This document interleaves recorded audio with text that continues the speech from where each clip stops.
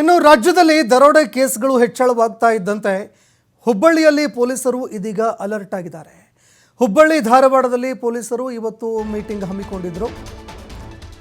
ರಾಜ್ಯದಲ್ಲಿ ದರೋಡೆ ಕೇಸ್ಗಳು ಹೆಚ್ಚಳವಾಗ್ತಾ ಇದೆ, ದೌರ್ಜನ್ಯ ಕೇಸ್ಗಳು ಕೂಡ ತೀವ್ರವಾಗ್ತಾ ಇದೆ. ಈ ಅಪರಾಧ ಪ್ರಕ್ರಿಯೆಗಳನ್ನು ತಡೆಗಟ್ಟೋದಕ್ಕೆ ಅಂತ ಹುಬ್ಬಳ್ಳಿ ಧಾರವಾಡದಲ್ಲಿ ಪೊಲೀಸರು ಅಲರ್ಟ್ ಆಗಿ ಮೀಟಿಂಗ್ ಹಮ್ಮಿಕೊಂಡಿದ್ದಾರೆ. ಬ್ಯಾಂಕುಗಳ ಸೆಕ್ಯೂರಿಟಿ ಏಜೆನ್ಸಿಗಳು, ಕರೆನ್ಸಿ ಟ್ರಸ್ಟ್ ಮತ್ತು ಲೀಡ್ ಬ್ಯಾಂಕ್ ಮುಖ್ಯಸ್ಥರ ಜೊತೆಯಲ್ಲಿ ಇವತ್ತು ಮೀಟಿಂಗ್ ಮಾಡಿದ್ದಾರೆ. ಯಾವ ರೀತಿಯಾಗಿ ಅಲ್ಲಿ ಭದ್ರತೆಗಳನ್ನು ಕೈಗೊಂಡಿದ್ದಾರೆ, ಅದೇ ರೀತಿಯಾಗಿ ಭದ್ರತೆಯಲ್ಲಿ ಇರುವಂತಹ ಲೋಪದೋಷಿಗಳು, ಈ ಎಲ್ಲ ವಿಚಾರಗಳಿಗೆ ಸಂಬಂಧಪಟ್ಟಂತೆ ಹುಬ್ಬಳ್ಳಿ ಧಾರವಾಡದಲ್ಲಿ ಹಿರಿಯ ಅಧಿಕಾರಿಗಳು ಇವತ್ತು ಚರ್ಚೆ ಮಾಡಿದ್ದಾರೆ. ಇನ್ನು ಅದೇ ರೀತಿಯಾಗಿ ಸೆಕ್ಯೂರಿಟಿಗಳಿಗೆ ಸಂಬಂಧಪಟ್ಟಂತೆ ಯಾವ ರೀತಿಯಾಗಿ ಭದ್ರತೆ ಇದೆ, ಈ ಎಲ್ಲ ವಿಚಾರಗಳಿಗೆ ಸಂಬಂಧಪಟ್ಟಂತೆ ಮಾಹಿತಿಗಳನ್ನು ಕೂಡ ಪಡೆದುಕೊಂಡಿದ್ದಾರೆ.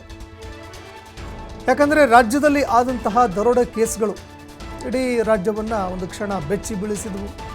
ಪ್ರಕರಣಕ್ಕೆ ಸಂಬಂಧಪಟ್ಟಂತೆ ತನಿಖೆಗಳು ಇನ್ನೂ ಕೂಡ ಮುಂದುವರಿತಾ ಇದೆ. ಆದರೆ ಪ್ರಮುಖವಾಗಿ ಇಲ್ಲಿ ಕಂಡುಬಂದಿದ್ದಂತಹ ಒಂದು ನಿರ್ಲಕ್ಷ್ಯ, ಈ ನಿರ್ಲಕ್ಷ್ಯದಿಂದ ಇದೀಗ ಹುಬ್ಬಳ್ಳಿಯಲ್ಲಿ ಪೊಲೀಸರು ಎಚ್ಚೆತ್ತುಕೊಂಡಿದ್ದಾರೆ. ಹುಬ್ಬಳ್ಳಿ ಧಾರವಾಡದಲ್ಲಿ ಪೊಲೀಸರು ಇದೀಗ ಒಂದು ಸಭೆಯನ್ನು ಆಯೋಜಿಸಿ ಬ್ಯಾಂಕುಗಳ ಅಧಿಕಾರಿಗಳು, ಸಿಬ್ಬಂದಿಗಳ ಜೊತೆಯಲ್ಲಿ ಸೆಕ್ಯೂರಿಟಿ ಏಜೆನ್ಸಿಗಳ ಜೊತೆಯಲ್ಲೂ ಕೂಡ ಮಾತುಕತೆ ನಡೆಸಿದ್ದಾರೆ.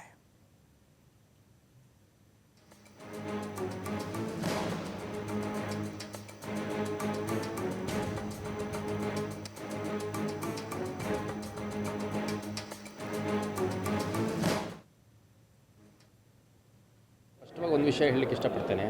ನಮ್ಮಲ್ಲಿ 4 ಟ್ರಾಫಿಕ್ ಪೊಲೀಸ್ ಸ್ಟೇಷನ್ ಇದ್ದಾವೆ. 4 ಟ್ರಾಫಿಕ್ ಪೊಲೀಸ್ ಸ್ಟೇಷನ್ಗಳಲ್ಲಿ ಪ್ರತಿ ಸ್ಟೇಷನಲ್ಲಿ ಒಂದು 50ರಿಂದ 60 ಜನ ಸಿಬ್ಬಂದಿ ಇರ್ತಾರೆ.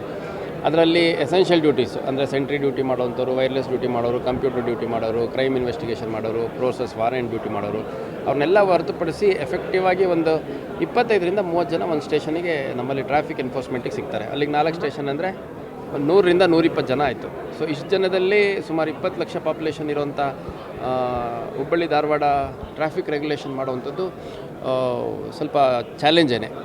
ಹಂಗಾಗಿ ನಾವು ರಿಪೀಟೆಡಾಗಿ ಹೇಳೋವಂಥದ್ದು ಕನಿಷ್ಠ ಸಂಚಾರಿ ನಿಯಮಗಳು ಅಂದರೆ ಕುಡಿದು ಚಲಾಯಿಸಬಾರ್ದು, ಹೆಲ್ಮೆಟ್ ಹಾಕ್ಕೊಂಡು ಹೋಗಬೇಕು, ಟ್ರಿಪಲ್ ರೈಡಿಂಗ್ ಮಾಡಬಾರ್ದು, ಆಪೋಸಿಟ್ ರೋಡಲ್ಲಿ ಹೋಗಬಾರ್ದು. ಇಷ್ಟು ಕನಿಷ್ಠ ನಿಯಮಗಳು ಫಾಲೋ ಮಾಡಿದರೆ ನಮ್ಮಲ್ಲೇನು ದಿನಪ್ರತಿ ಆಗ್ತಾವಲ್ಲ ಇಂಥ ಇನ್ಸಿಡೆಂಟ್ಸ್ಗಳನ್ನೆಲ್ಲ ಅವಾಯ್ಡ್ ಮಾಡ್ಬೋದು.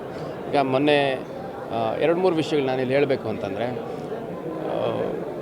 ಧಾರವಾಡದಲ್ಲಿ ಒಂದು ಆಕ್ಸಿಡೆಂಟ್ ಆಗಿತ್ತು. ಆಕ್ಸಿಡೆಂಟ್ ಆದಾಗ ಅದರಲ್ಲಿ ವಿದ್ಯಾಭ್ಯಾಸ ಎಲ್ಲ ಮುಗಿಸಿ ಇನ್ನೇನು ಕೆಲಸಕ್ಕೆ ಹೋಗಬೇಕಿತ್ತು. ಒಬ್ಬ ಇಂಜಿನಿಯರಿಂಗ್ ಮಾಡಿದ ಹುಡುಗ, ಅವ್ರ ಮನೆಯಲ್ಲಿ ಒಂದು ಬದಲಾವಣೆ ಆಗುತ್ತೆ ಅವ್ರ ಮನೆ ಪರಿಸ್ಥಿತಿ ಅನ್ನೋಂಥ ಸಂದರ್ಭದಲ್ಲಿ ಆಕ್ಸಿಡೆಂಟಾಗಿ ತೀರ್ಕೊಂಡ. ಇವತ್ತು ಬೆಳಗ್ಗೆ ಆಗಿರೋಂಥದ್ದು ನಾನು ಇನ್ನೂ ಸ್ಪಾಟ್ ವಿಸಿಟ್ ಮಾಡಿಲ್ಲ. 2 ಹುಡುಗರು ಭಾಳ ವೇಗವಾಗಿ ಬಂದಿದ್ದಾರೆ, ಅಲ್ಲಿ ಹಿಂದ್ಗಡೆಯಿಂದ ಹೊಡೆದಿದ್ದಾರೆ ಗಾಡಿಗೆ. ಹಂಗಂತ ಈ ಕಾರ್ಪೊರೇಷನ್ ಗಾಡಿಯನ್ನು ತುಂಬ ಫಾಸ್ಟಾಗಿ ಹೋಗ್ತಾ ಇತ್ತು, ಸಡನ್ನಾಗಿ ಬ್ರೇಕ್ ಆಗ್ತು ಅನ್ನೋಂಥದ್ದು ಏನಾಗಿಲ್ಲ. ಅದು ಅದರ ಸ್ಪೀಡಲ್ಲೇ ಒಂದು ಟ್ರ್ಯಾಕ್ಟ್ರಿ ಸ್ಪೀಡಲ್ಲಿ ಬರ್ತಾಯಿದೆ ಅಷ್ಟೇ. ಒಂದು 15-20 ಕಿಲೋಮೀಟರ್ ಸ್ಪೀಡಲ್ಲಿ ಬರ್ತಿತ್ತು. ನಾನು CCTV ಗಮನಿಸ್ದಂಗೆ. ಸೊ ಸಡನ್ನಾಗಿ ಹಿಂದ್ಗಡೆಯಿಂದ ಬಂದು ಹೊಡೆದು ಸ್ಪಾಟಲ್ಲಿ ಒಬ್ಬರು ಡೆತ್ ಆಗುತ್ತೆ, ಇನ್ನೊಂದು ಹುಡುಗಂತೂ ತುಂಬ ಕ್ರಿಟಿಕಲ್ ಇದೆ ಅಂತ ಹೇಳ್ತಾರೆ. ಸೊ ಈ ಥರ ಅವಾಯ್ಡಬಲ್